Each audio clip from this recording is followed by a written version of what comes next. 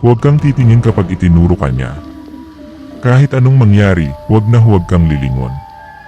Ito ang paulit-ulit na bilin ng matandang albularyo kay Elias, isang 16 na taong gulang na binatilyo sa baryo ng San Roque. Sa simpleng mata, ang baryo ay tahimik, payapa, at puno ng matatamis na ngiti ng mga kapitbahay. Pero sa ilalim ng katahimikan ay ang takot na matagal nang hindi binibigkas, ang alamat ng aswang na nanunuduro. Hindi na bago sa mga taga-baryo ang kababalaghan. May mga kwento ng mga nawawalang hayop, ng buntis na ginugulpi ng bangungot, at ng mga batang bigla na lang nangayayat na parang hinihigop ang lakas gabi-gabi. Ngunit kakaiba ang dumating nitong nakaraang linggo.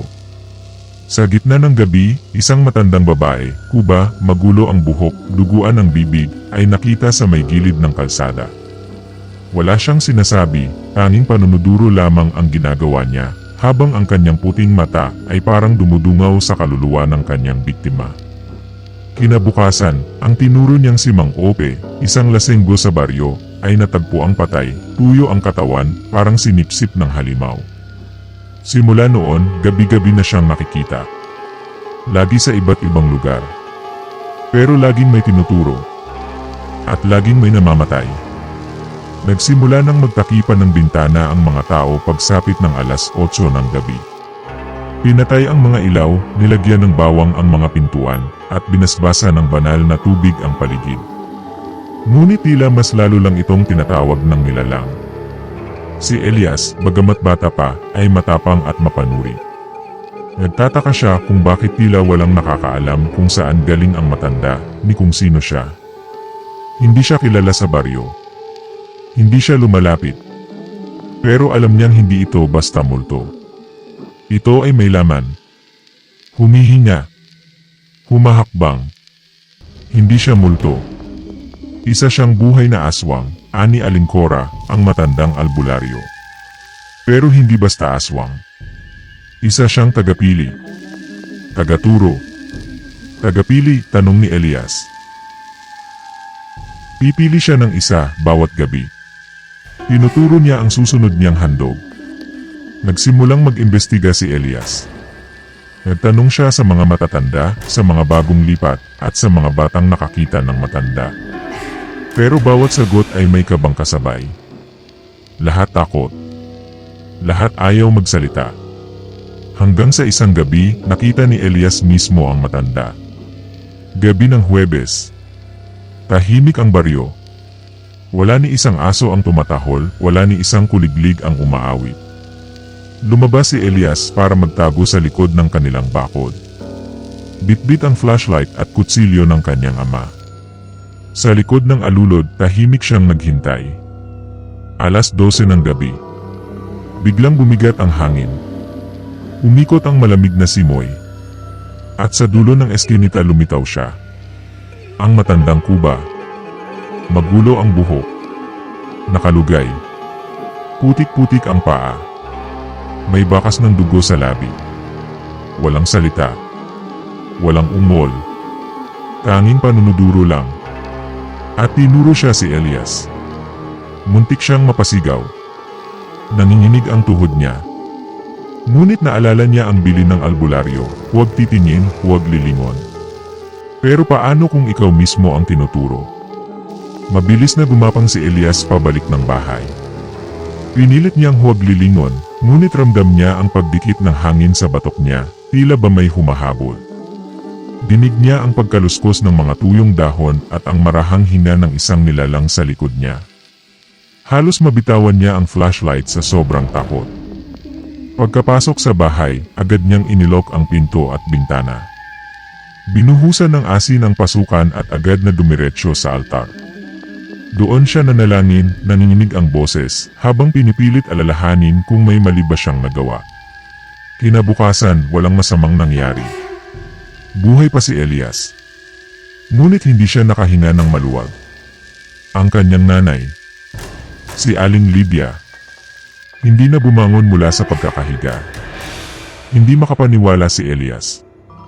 Ang ina niya na masayahin at malakas pa kahapon, ay biglang namatay na tila sinipsip ng lakas. Wala namang tinuro ang aswang sa kanyang ina. Siya ang tinuro. siya ang dapat mamatay. Maaari bang lumipat ang sumpa? Tanong niya kay Aling Cora. Kapag tumanggi ang tinuro, ang pinakamalapit sa kanya ang magsasakripisyo, sagot ng matanda.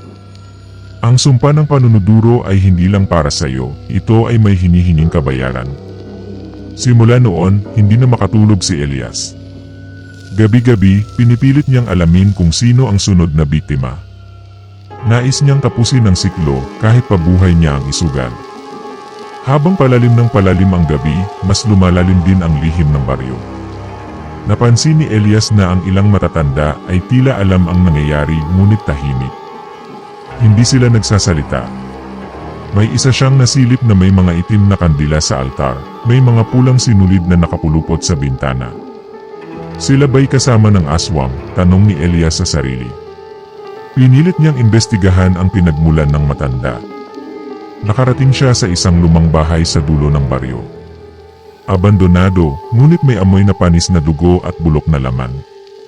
Sa loob may mga lumang larawan.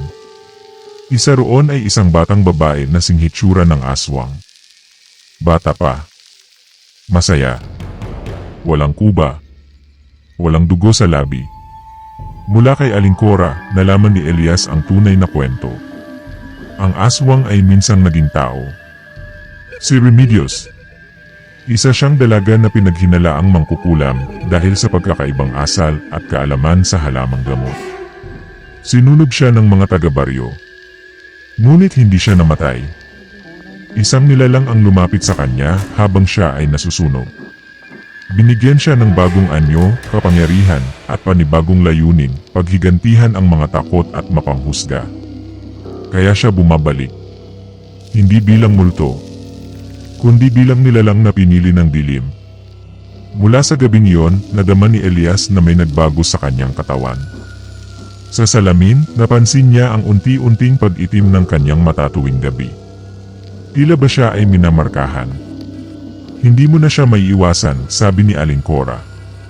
Ikaw na ang susunod. Maliban na lang kung putulin mo ang tanikala. Paano? Hanapin mo ang pinagmulan. At sunugin mo ang puso ng aswang. 11:00 ng gabi. Hawak ni Elias ang bote ng langis, posporo, at kutsilyo. Binalikan niya ang abandonadong bahay. Sa gitna ng sahig ay may lumang hukay at doon niya naramdaman ang pintig. Ang puso ng aswang. Isang pulang ilaw na tumitibok. Nagsimula na siyang ibuhos ang langis. Ngunit biglang lumitaw si Remedios. Mas malaki. Mas matalim ang mga kuko. Mas mabangis ang mga mata. Nanunuduro ulit. Hindi mo ako matatalo, bata, wika niya. Ako ang anino ng baryo mo. Ngunit sa halip na matakot, tiningnan siya ni Elias sa mata. Mas pipiliin kong mamatay kaysa makita kang pumatay ng iba. Sinindihan niya ang puso. Sumigaw ang aswang. Umalinggaw sa buong baryo ang sigaw. Parang isang nilalang na nilalamon ng apoy mula sa loob. Kinabukasan, maliwanag ang araw. Wala nang kaba. Wala nang patay. Ang baryo ng San Roque ay muling natahimik. Ngunit para kay Elias, hindi ito ang wakas kundi simula.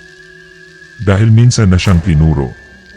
At ang marka ay hindi madaling mawala.